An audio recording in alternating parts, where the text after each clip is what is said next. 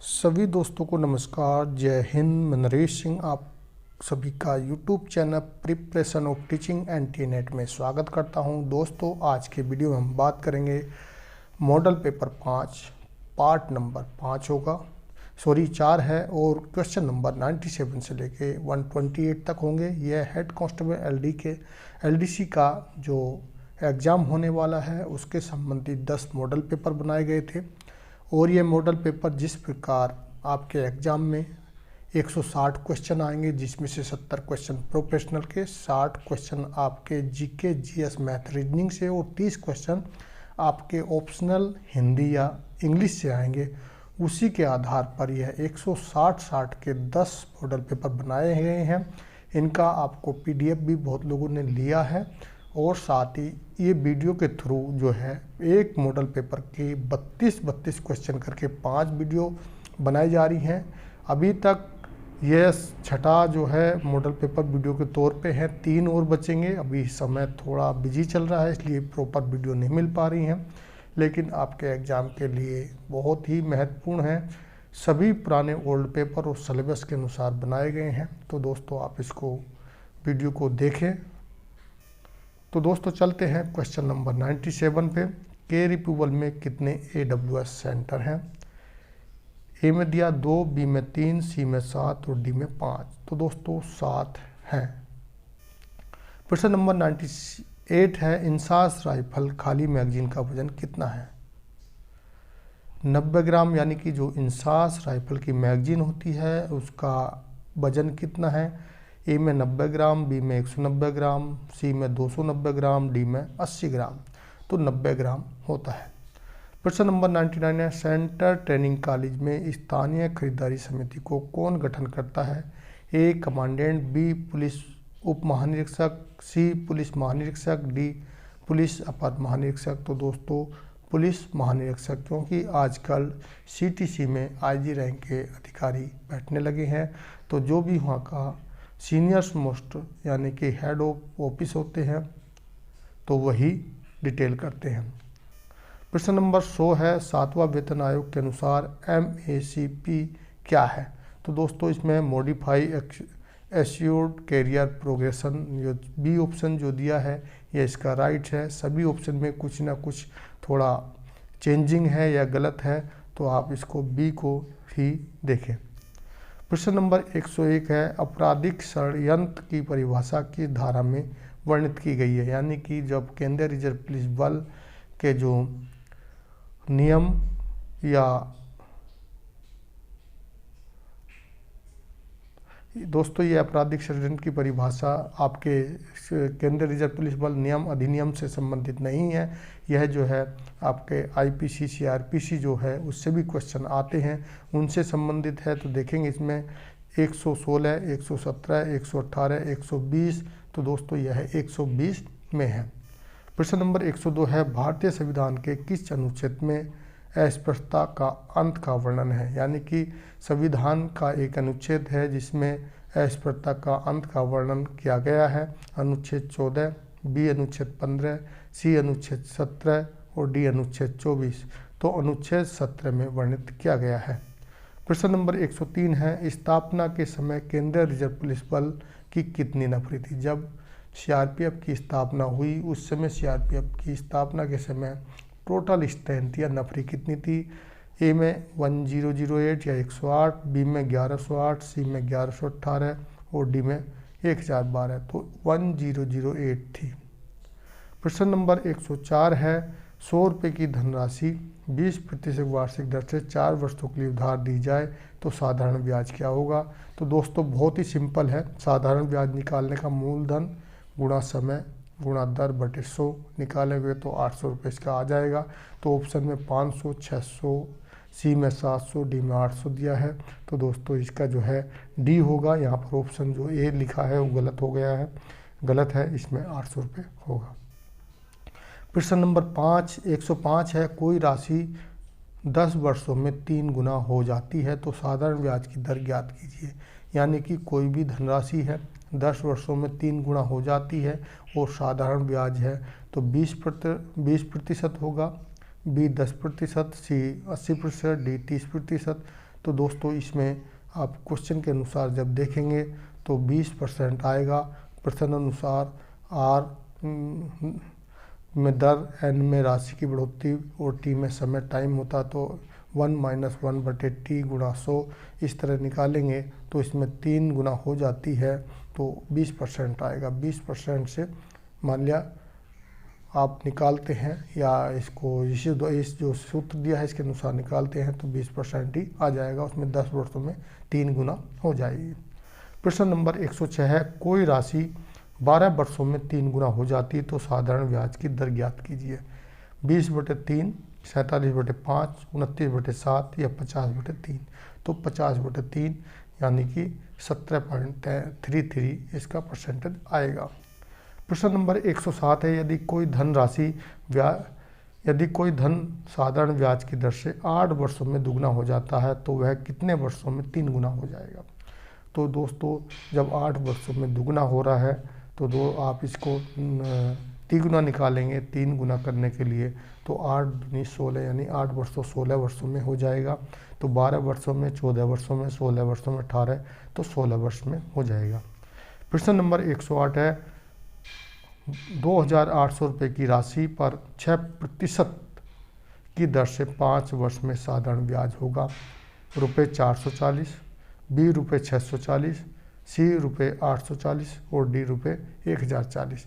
तो साधारण ब्याज बराबर मूलधन गुणा समय गुणा दर बटे 100 उसी प्रकार निकालेंगे तो इसमें 840 आएगा, यानी सी ऑप्शन राइट होगा।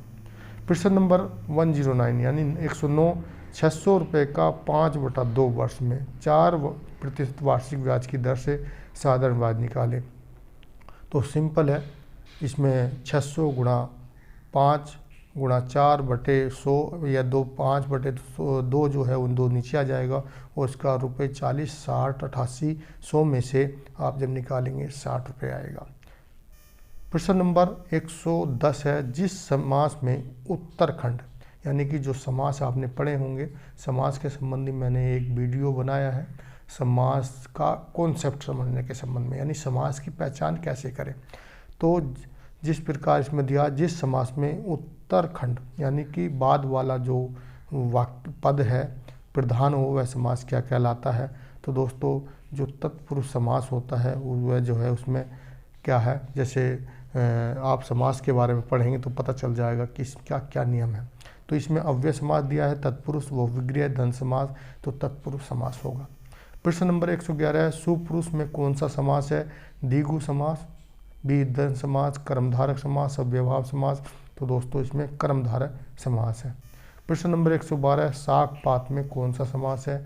द्विगु समास, अव्ययभाव समास, द्वंद्व समास, कर्मधारक समास। तो इसमें द्वंद्व समास है। जिस प्रकार कोई भी जिस शब्द द्वंद्व हो यानी कि एक दूसरे के बराबर हो, दिन रात, माता पिता, लड़का लड़की, ये सब इस तरह के, यानी दोनों पद का समान ही महत्व हो, उनको जो है द्वंद्व समास कहते हैं। अव्ययभाव समास के बारे में आपको पता होगा, जिसमें कोई भी अव्यय लगा हो। आप अव्यय तो बहुत सारे लेकिन 10 से 15 कुछ अव्यय ऐसे हैं जो समास में लगाए जाते हैं या ज़्यादातर पूछे जाते हैं, आप उसको देख लें। प्रश्न नंबर 113 है, देवासुर में कौन सा समास है। ए तत्पुरुष समास, बी बहुविग्रह समास, सी द्वंद्व समास, कर्मधारक समास। तो इसमें भी द्वंद्व समास है।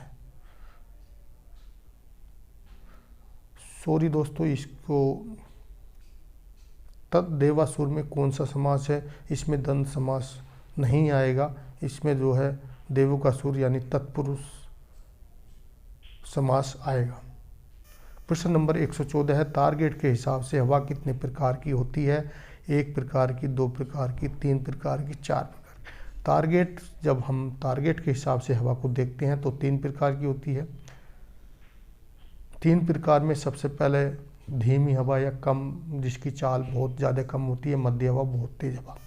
प्रश्न नंबर 115 है, केंद्रीय रिजर्व पुलिस बल अधिनियम 1949 की धारा के तहत बल के किसी सदस्य को अपनी सेवा के पहले 3 माह के अवसाद के पूर्व के सिवाय अपने वचनबद्ध की अवधि के दौरान अपनी नियुक्ति से त्यागपत्र देने की स्वतंत्रता होगी।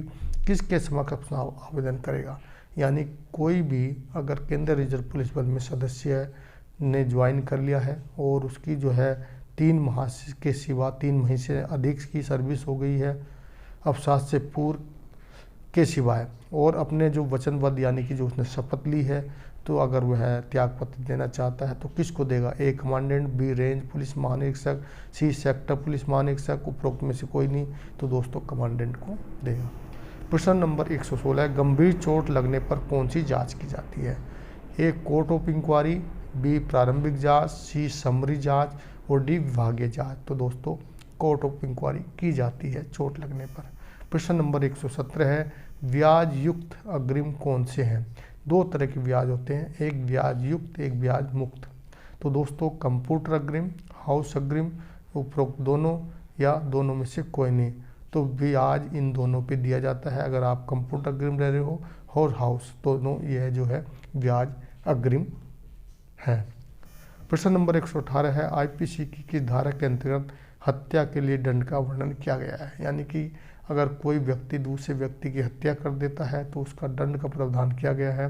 तो आईपीसी धारा 302, 309, 342 और 229। तो दोस्तों आपको पता ही होगा, बहुत ही फेमस धारा 302 लगाई जाती है।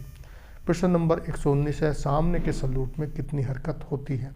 1 हरकत, 2 हरकत, 6 हरकत, 7 हरकत। तो 2 हरकत में सामने का सलूट कंप्लीट हो जाता है, सिर्फ 2 ही हरकत होती है। प्रश्न नंबर 120 है, एक हवलदार जीडी को सेवा से कौन बर्खास्त कर सकता है? ए कमांडेंट, बी पुलिस उप महानिरीक्षक, सी सहायक कमांडेंट, डी द्वितीय कमान अधिकारी। तो कमांडेंट कर सकते हैं। साथ ही दोस्तों एलडीसी हेड कांस्टेबल एग्जाम के संबंधी मैंने प्रत्येक टॉपिक वाइज एक कोर्स बनाया था, जिसका काफ़ी लोगों ने लिया है, उसका पीडीएफ के तौर पे। दूसरा वही पीडीएफ आपको ऑनलाइन कोर्स में भी मिल जाएगी, लेकिन ऑनलाइन कोर्स में आपको एक सुविधा मिलेगी, वहाँ पर जैसे प्रोफेशनल के 1300 क्वेश्चन के मॉक टेस्ट मिल जाएंगे। उसके अलावा आपको ऑल सब्जेक्ट के जो 1600 क्वेश्चन हैं, अभी हालांकि पूरा कंप्लीट नहीं हुए मॉक टेस्ट, धीरे धीरे काम चल रहा है, उसके वहाँ पर मॉक टेस्ट पढ़ने के अलावा मॉक टेस्ट मिल जाएंगे। जीके के 2500 ऑब्जेक्टिव टाइप के क्वेश्चन का मॉक टेस्ट आपको दिया जा रहा है, जिसमें कुछ ऐसे क्वेश्चन हैं जो पिछले एग्जाम में आए हैं, कुछ ऐसे जीके वाले में क्या है, जीके, जीएस और करंट अफेयर के मिक्स क्वेश्चन वहाँ पर बनाए गए हैं। आप उन मॉक टेस्ट को दे के आप अपना लेवल भी जान सकते हो कि आपको कितनी जानकारी है और कितनी नहीं। तो आपका जो है प्रोफेशनल का बिल्कुल क्लियर हो जाएगा। इसी प्रकार हिंदी वाले भी अपना वहाँ पर मॉक टेस्ट दे सकते हैं, हिंदी के मॉक टेस्ट भी उपलब्ध हैं। यानी कि जो पीडीएफ बनाई गई हैं, जैसे कि प्रोफेशनल के लिए 1300 क्वेश्चन बनाए गए, उनके मॉक टेस्ट हैं। इसी प्रकार जो दूसरा पार्ट आपका जीके का, जीएस और रीजनिंग को और मैथ, हिंद, ये इन सभी का भी वहाँ पर मॉक टेस्ट दिया गया है। ऑनलाइन कोर्स में आप ज्वाइन करना चाहते हैं तो कर सकते हैं। साथ ही साथ जो है एक सभी का अलग से 160 क्वेश्चन के जो आपके स्पेशल मॉडल पेपर बनाए गए हैं, उनके भी मॉक टेस्ट वहाँ पर उपलब्ध है। प्रश्न नंबर 121 है, केंद्रीय रिजर्व पुलिस बल में मैस अकाउंट रजिस्टर किस फॉर्म नंबर में होता है? ए फॉर्म नंबर 105, 111, 112 और डी 107। तो दोस्तों 107 में होता है। प्रश्न नंबर 122 है, केंद्रीय रिजर्व पुलिस बल में ट्रेनिंग प्रोग्रेस रजिस्टर किस फॉर्म नंबर में होता है? फॉर्म नंबर 105, बी 111, सी 112, डी 107। तो दोस्तों 111 में होता है। प्रश्न नंबर 123 है, राम किसी काम को अकेला 10 दिन में और श्याम अकेला 20 दिन में समाप्त कर सकता है, तो दोनों मिलकर काम करें तो वह कितने दिन में समाप्त कर सकते हैं? तो आपको इसका जो है एक वो दिया गया है उदाहरण, जैसे मान लिया कोई 10 दिन में करता है और एक 20 दिन में करता है, तो आप इसको सिंपली निकाल सकते हैं। 17/5, 13/6, सी में 12/3 और डी में 20/3 दिया गया है। तो इसका एक सूत्र दिया है, कितने दिन में करते हैं, एक 20 गुणा 10, नीचे वो दोनों जुड़ जाएंगे, 20 + 10, तो निकालेंगे 200/30, यानी कि 20/3 आ जाएगा। प्रश्न नंबर 124 है, राजू और श्याम स्वतंत्र रूप से किसी काम को 40 मिनट और 60 मिनट में पूरा करते हैं। दोनों की एक ही बात है, वहाँ पर अलग अलग दे दिया था, यहाँ पर एक साथ दे दिया। एक जो 40 मिनट में ख़त्म करता है, समाप्त करता है, दूसरा 60 मिनट में, तो दोनों एक साथ मिलेंगे तो कितने दिन में? तो राजू का एक वही एक दिन का काम निकाल लें, फिर उसका जो है श्याम का निकाल लें, वही 1/40 प्लस 1/60 आ जाएगा। तो 3 + 2/120 आ जाएगा, 5/120। इस तरह आप निकालेंगे तो 24 मिनट में दोनों उसको समाप्त कर सकते हैं। प्रश्न नंबर 125 है, ए किसी काम का 2/5 भाग 12 दिन में समाप्त करता है, यानी कि 2/5 भाग जो है उसका, यानी 1.040, यानी कि उसका चौथा हिस्सा कर लेता है 12 दिन में। तो इसको पूरा दिन निकालेंगे तो आप इसको इस तरह भी जोड़ सकते हैं कि 12 दिन में चौथाई भाग करता है, तो पूरा जो है काम कितने दिन में करेगा। भी उसी काम को जो है 3/4 भाग जो है 15 दिन में समाप्त करता है। यदि दोनों मिलकर काम करें तो कितने दिनों में होंगे। पहले तो आप इसका 2/5 बराबर 12 और 12 गुणा 5/2 निकालेंगे। तो इस तरह निकालेंगे तो आप इसका आंसर निकाल सकते हैं। तो इसमें ऑप्शन में 15 दिया है, 24 दिया है, 12 दिया, 38 दिया है, तो इसका 12 आंसर राइट होगा। प्रश्न नंबर 126, ए किसी काम को 10 दिन में समाप्त करता है तथा ए और बी मिलकर उसी काम को 6 दिन में समाप्त करते हैं, तो बी अकेला उस काम को कितने दिन में निकालेगा। तो ए का तो आपको पता ही है 10 दिन में, तो एक दिन का कितना काम होगा। फिर ए बी का निकालेंगे तो 6 दिन का 1/6 आ जाएगा, फिर उसमें से आप ए का घटा देंगे, यानी कि इस तरह भी निकाल सकते हैं। और दोनों का जो नया सूत्र दिया है, जो एक शॉर्ट ट्रिक है जहाँ पर नीचे मैंने बताया गया है, तो ऑप्शन देख लेते हैं पहले। 15 दिन, बी 24 दिन, सी 12 दिन और डी 38 दिन। तो दोनों के समय का गुणनफल या और बटे दोनों के समय का अंतर, तो दोनों कितने कितने दिन में करते हैं, वो 10 और गुणा 6, और उसमें से जो माइनस हो जाएगा 10 में से -6, तो 60/4, यानी कि 15 दिन में वो कर सकता है बी अकेला। प्रश्न नंबर 127 है, ए बी और सी किसी काम को मिलकर 10 दिन में कर सकते हैं। यदि ए अकेला उसी काम को 30 दिन में, बी अकेला उसी काम को 40 दिन में, तो सी अकेला कितने दिन में करेगा। तो इसके लिए आप पहले तीनों का जो समय दिया है, एक दिन का काम निकाल लें, फिर ए का एक दिन का, बी का, फिर उसी तरह आप सी का निकाल सकते हैं। उस तरह निकालेंगे तो ऑप्शन दिए हैं 15 दिन, 24 दिन, 12 दिन और 38 दिन, तो इसमें 24 दिन आ जाएगा। तो दोस्तों इस वीडियो का अभी लास्ट क्वेश्चन पर चलते हैं। 128, भारत की तीनों सेनाओं का सर्वोच्च सेनापति कौन होता है। ए राष्ट्रपति, बी CSD और डी है मुख्य न्यायाधीश, सी है मुख्य न्यायाधीश, डी है प्रधानमंत्री। तो आपको इसका पता ही होगा, राष्ट्रपति जो है भारत की तीनों सेनाओं के सर्वोच्च कमांडर या सेनापति होते हैं। तो दोस्तों वीडियो अच्छा लगा तो वीडियो को लाइक कर दें, दोस्तों को शेयर कर दें, चैनल को सब्सक्राइब कर दें, साथ में लगी बेल आइकन को भी दबा लें, जिससे आपको आने वाली वीडियो मिल जाए। आप मेरा व्हाट्सअप नंबर पर भी मेरे को मैसेज कर सकते हो 8825072295, और यह मेरे LDC एग्ज़ाम के संबंधी टेलीग्राम पे चैनल पे ग्रुप है। दूसरा जो है यूट्यूब चैनल का मेरा लिंक है। तीसरा जो है नेट एग्ज़ाम संबंधी है। वीडियो देखने के लिए थैंक यू, धन्यवाद।